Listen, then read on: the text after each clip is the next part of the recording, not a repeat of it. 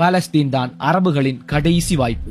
சுபஹானல்லாஹ். இந்த வசனத்தை கவனியுங்கள். அப்படியே அல்லாஹ் பலஸ்தீனை பற்றியே பேசுகிறார். பலவீனமான ஆண்களையும் பெண்களையும் சிறு குழந்தைகளையும் பாதுகாப்பதற்காக அல்லாஹ்வின் பாதையில் நீங்கள் போர் செய்யாதிருக்க என்ன காரணம்?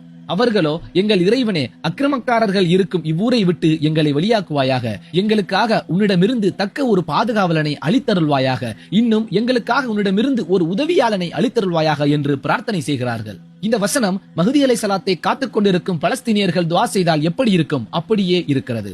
அந்த வசனத்தில் அல்லாஹ் சொல்கிறான், மில்லதுன்க வலியன். அல்லாஹ்விடத்தில் அந்த மக்கள் பிரார்த்தனை செய்கிறார்கள், மில்லதுன்க, உன் புறத்திலிருந்து எங்களுக்கு ஒரு வலியன், பாதுகாவலனை அனுப்பு. வஜஅல்னா, எங்களுக்கு ஆக்கிவை, மில்லதுன்க நசீரன், உன் புறத்திலிருந்து எங்களுக்காக ஒரு உதவியாளனையும் அளித்தருள்வாயாக என்று பிரார்த்தனை செய்கிறார்கள்.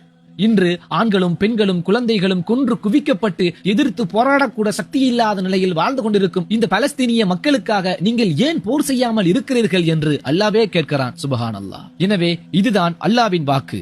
பலஸ்தீனுக்கு அரபுகள் உதவி செய்யவில்லை என்றால், அவர்களுக்காக போர் செய்யவில்லை என்றால், இந்த உலகத்தில் நன்மையை ஏவி தீமையை தடுக்கவில்லை என்றால் அவர்களின் அழிவு ஆரம்பமாகிவிடும். அவர்களின் இடத்தில் அவர்களை விட பிரம்மாண்டமான, அவர்களை விட வலிமை மிக்க, அவர்களை விட அல்லாஹ்வின் பாசத்தில் வெறியர்களாக மாறக்கூடிய ஒரு கூட்டத்தை அவர்கள் இடத்தில் அல்லாஹ் கொண்டு வருவான். அந்த கூட்டத்திற்கு தலைவராக தான் மஹ்தி அலைஹிஸ்ஸலாம் இருப்பார்கள். அரபுகளை பற்றி நீங்கள் கேள்வி கேட்க வேண்டியதில்லை.